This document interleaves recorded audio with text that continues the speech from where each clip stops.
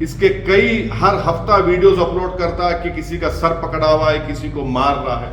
दूसरा, यही शख्स ने मोइन नाम के एक शख्स को गोली मारी, वो यूट्यूब पर वीडियो आज भी अवेलेबल है।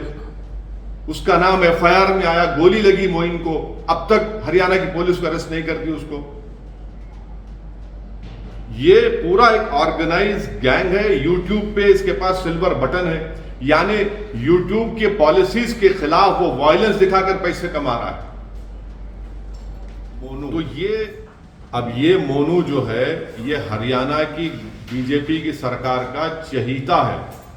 उसको हरियाणा की बीजेपी की सरकार अपना पूरा प्रोटेक्शन देती है और उसके जहां कहीं भी वो जाता है पुलिस उसके पीछे आ जाती है।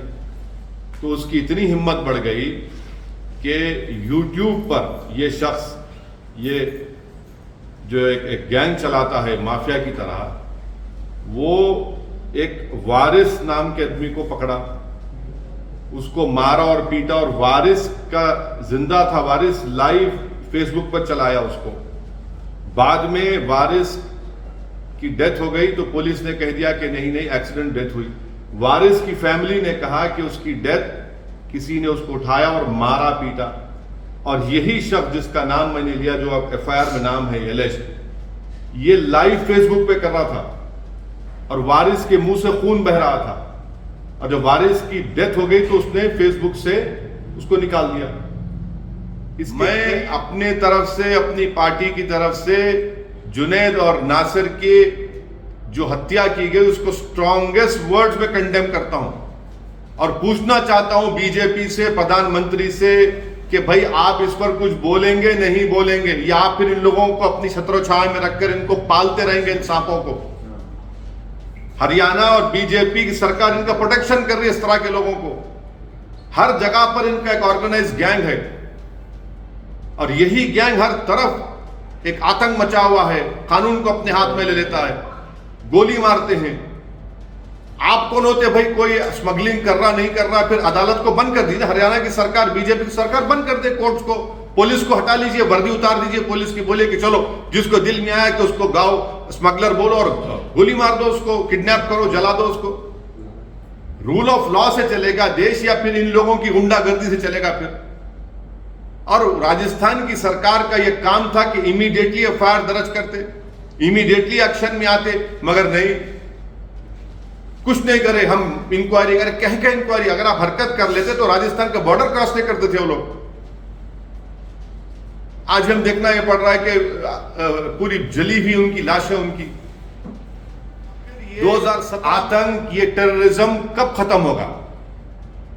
क्या बीजेपी का ये इनकी पॉलिसी है कि इस तरह से लोगों को, मुसलमानों को टारगेट किया जाए, मारा जाए? ये आपकी पसमानदा से मोहब्बत है, पसमानदा मुसलमानों से मोहब्बत है कि इस तरह मार रहे हैं आप उन लोगों को? ये पूरा ब्रेन वॉश कर दिया गया इन लोगों को आरएसएस की तरफ से।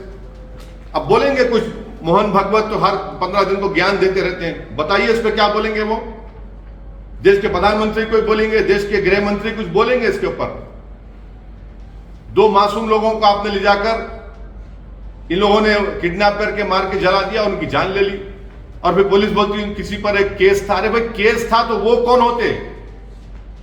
क्या पुलिस इसको कंडेम क्यों नहीं कर सकती कि आउटराइट मर्डर है, ये टेररिज्म है ये?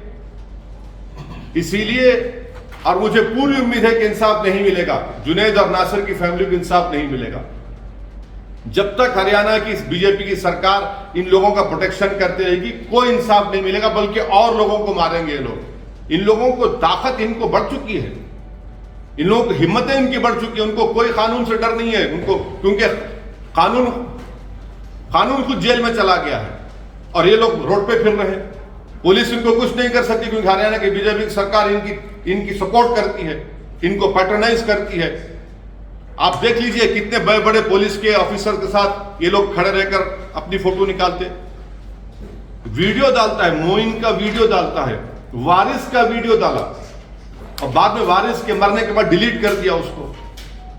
तो जब तक बीजेपी इस तरह के ग्रुप्स को सपोर्ट करते रहेगी, पैट्रोनाइज करते रहेगी, ये लोग आतंक मचाते रहेंगे, कानून को अपने हाथ में लेते रहेंगे, बल्कि ये जुनैद और नासिर का ये जो मर्डर है, मुझे तो ग्रैहम स्टेन्स की याद आती है।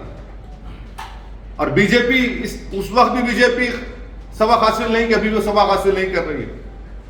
अब बताइए, तो ये बल्कि जो गैंग है, ये तो दारा सिंह की गैंग याद दिलाती। जो ग्रैहम स्टेन्स को जिन्होंने मारा था, ये तो वही गैंग है, उसी आइडियोलॉजी पर चल रहे हैं। और पूरा हरियाणा की बीजेपी की सरकार जो इंसिडेंट हुआ उसकी जिम्मेदार है, क्योंकि वो इन लोगों का पैट्रोनाइज करते, इनको प्रोटेक्शन देते, इनकी मदद करते। और इसी वजह से जुनैद और नासिर को एक ऑर्गेनाइज गैंग ने, माफिया ने उनको मारा।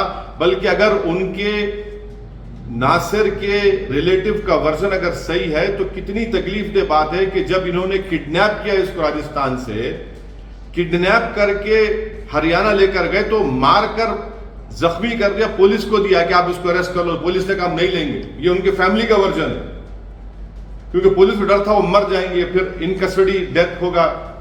तो वापस ले जाकर उनके जिस्म को जला दिया, गाड़ी जला दी उन्होंने। आखिर क्या हो रहा है फिर? यही तो हम कह रहे हैं कि मैं अपने पार्लियामेंट की स्पीच में कहा था कि कोई महीना ऐसा नहीं जाता जहां पर भारत के मुसलमानों को धमकी दी जाती है, या फिर उनको पीटा जाता है, या फिर उनकी जानें ली जाती है। एक ऑर्गेनाइज गैंग, यानी आप हद तो यह हो गई कि हरियाणा से राजस्थान में आकर किडनैप करते हैं। और मानेसर 150 किलोमीटर, याद रखिए आप। और हरियाणा में जो फिरोजपुर झिरका एरिया है, यहां तो ओपन एक्सटॉर्शन करते, ये लोग करते हैं। और लास्ट ईयर रमजान में शेखपुरा और रावली में पुलिस के साथ घुसकर मारकर 2 मुसलमानों को पकड़े लोग। आखिर अरेस्ट क्यों नहीं करती हरियाणा की सरकार? भाई, दिल्ली कैपिटल से 100 किलोमीटर के फासले पर 2 मुस्लिम युवाओं को किडनैप करके उनको फिजिकली मारकर उनको जला दिया जाता है और कोई गिरफ्तारी नहीं होती है। और ये जो एलिज्ड एक्यूज्ड है, जिसका नाम एफआईआर में आ चुका है मोइन के ऊपर फायरिंग करने का, और इसमें भी नाम आ गया, उसको पकड़ते हैं। मेरे के फोटोज है, आपको दिखाता हूं मैं। न्यूज़पेपर की फोटो है कि देखिए हथियार उसके पास है, ये हथियार है, ये हथियार उसके पास है।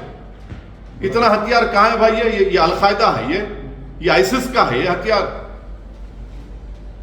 कौन है ये लोग? इतना हथियार लेके बैठा है ये, और हरियाणा की सरकार खामोश बैठी हुई है। ये ऑर्गेनाइज तरीके से इनमें मुस्लिम हेट्रेड घुस चुकी है, और ये सिर्फ मुसलमानों को टारगेट कर रहे हैं गौरक्षा के नाम पर। ये तो बदनाम कर रहे हैं। वीडियोस देखिए उसके, आप वीडियोस है उसके शख्स के जो एलिज्ड एक्यूज्ड है इस एफआईआर में। गोली चला रहा है, एक चेस कर रहा है। ये जो बच्चा मोइन को मारता हुआ गोली, उसकी वीडियो है, उसमें एफआईआर में नाम आया, उसका अरेस्ट नहीं करते।